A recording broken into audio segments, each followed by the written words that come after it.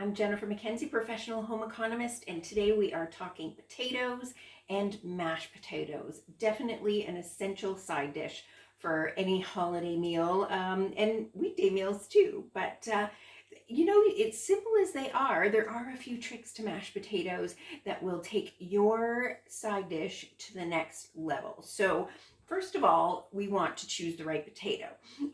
You think potatoes are potatoes, but that's not true. As you go into the grocery store or the farmer's market, you'll see lots of different varieties. And there's two particular types that I like best for mashed potatoes, and there's some that I want to avoid for mashed potatoes. So the first is your classic russet, and these are often known as baking potatoes, but they are also good for mashing. They're nice and fluffy and starchy, and not so starchy, and they will, mash up quite nicely.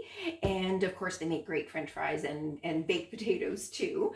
The other one I like is the yellow flesh potatoes. So these yellow flesh potatoes, as you can see, they have a bright yellow flesh. Often they look a lot like the white potatoes, but definitely get the yellow flesh ones because they're quite a nice all-purpose potato and they make great mashing potatoes. The ones I want to avoid are these sort of round white or the round red. They're quite waxy and you actually end up getting kind of gluey mashed potatoes, or sometimes there's chunks that just won't mash. So definitely avoid those waxy white and red potatoes if you're making mashed potatoes. Save those ones for boiling or for roasting. So that's your starting out of potatoes, and you want to store them properly. So one of the things is do not put them in the fridge ever. Maybe new potatoes, really those tiny little new potatoes could go in the fridge for a day or two, but everything else should be stored at 7 to 10 degrees Celsius. So in your coolest spot in your house that's not refrigerator temperature, and keep them in the dark. Keep them in a paper bag, not plastic. They tend to sweat in plastic. And paper bag, dark paper bag in the dark, and that will keep your potatoes a lot longer and keep them away from onions or apples, anything else that can actually, cause them to rot prematurely. So any of those baskets that tell you to store your onions and your potatoes together, don't listen. So keep your potatoes away and store them cool and dark, and you're going to get a lot better potato product when you go to use them. So I've got some russets and a pot of cold water. So if you're entertaining, you can cut these up and keep them in your pot of cold water for a couple of hours ahead, not too long because they will kind of get soggy. And one of the keys is to cut them into uniform size pieces. So that helps cook them nice and evenly. So I've got all my pieces nice and uniform here. So you can see those in my water.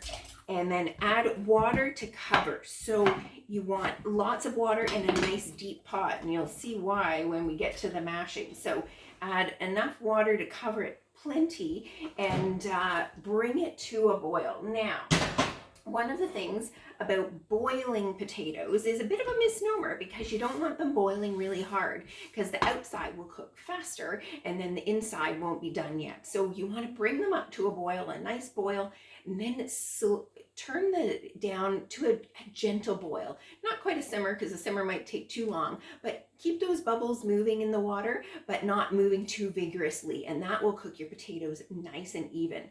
Definitely when your water comes up to a boil, salt it well, and that salting of the water will actually flavor the potatoes so much more than if you just put a little bit of salt or you don't salt it at all. So bring those to a boil, turn it down, set the timer for about 15 minutes, 20 minutes, and then you want them to be fork tender. So actually take a fork. When I'm boiling them, when I'm cooking them, I actually leave the lid ajar like that. So it keeps a lot of the heat in and it keeps the water moving. But if you tend to put the pot on and the lid on and it boils over and then you have a mess on your stove, I bet that's happened to you. It's definitely happened to me. So leave your lid ajar. And then check when your potatoes are fork tender. So you want the fork to actually just pull in and out of the potatoes, and the potatoes shouldn't cling to the fork. So that's how we know they are done. Then it's going to be hot and heavy, so keep in mind, get your oven mitts. And then I actually put a colander over a big measuring cup into the sink, and that means you can save the water and use that for soup or in your gravy, and it actually adds some nice flavor and nice body to your gravy. So drain those potatoes, saving the water if you wish. And then what we do is add the potatoes back to the pot, turn the pot on low. And this key helps you get fluffier potatoes. So I used the yellow potatoes for these ones. So you'll see those are nice and cooked, but they're not falling apart. And warm those up in the pot on low for a minute or two, and that dries out the potatoes. So that's one of your keys to your fluffy mashed potatoes. And then another trick is to heat up your milk. So this milk is actually steaming hot. I just heat it in the microwave. You can heat it in a saucepan. And I've got my real butter, and that butter is cubed. So now when I go to mash, it's all going to incorporate quite nicely, and the warm milk keeps the potatoes from cooling down, obviously, and it helps for that fluffiness. So I can hear the water is sizzled off. My potatoes are looking dry. So I'm going to turn that burner off and move it over here. You can do it right on the burner if you're at home. And now you have to resist using power tools. This is when we need to get your muscles working. So use a potato masher like this or like this, and avoid the power tools, not the mixer, not the immersion blender, because those actually make sort of gluey mashed potatoes, and we want fluffy mashed potatoes. So add that butter, start by mashing, and it does take a little elbow grease if you need a helper. This is when to call somebody in the kitchen, but can you see that steam coming up?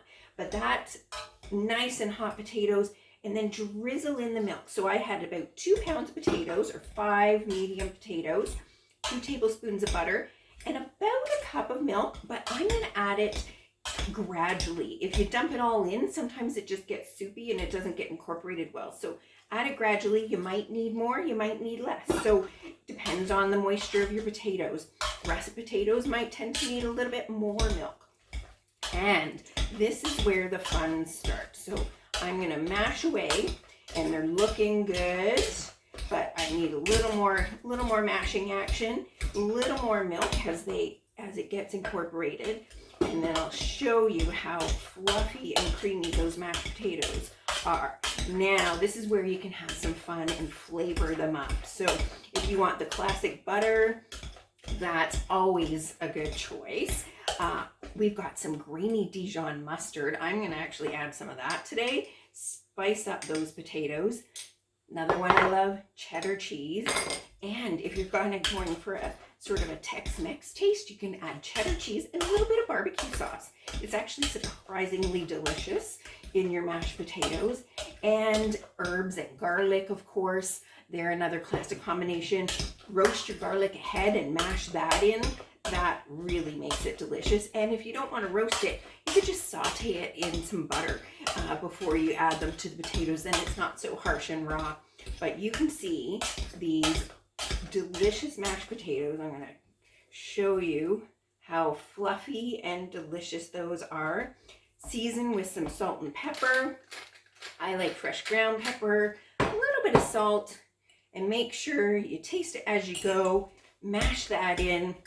And these are ready to go. Now, one of the things about mashed potatoes is they don't want to last too long. So don't do that too far ahead of when you want to serve them, because they do get quite firm.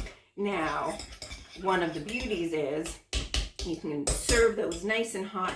You can put them in a casserole dish and keep them warm in the oven for, half an hour or so if you want to, if the rest of your dinner's not ready. But I do like to leave this one to the end and make sure they're nice and fluffy. So I'm going to taste those mashed potatoes, and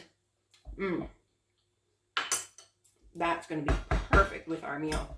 Now, if you have leftover mashed potatoes, fried mashed potato cakes are really great.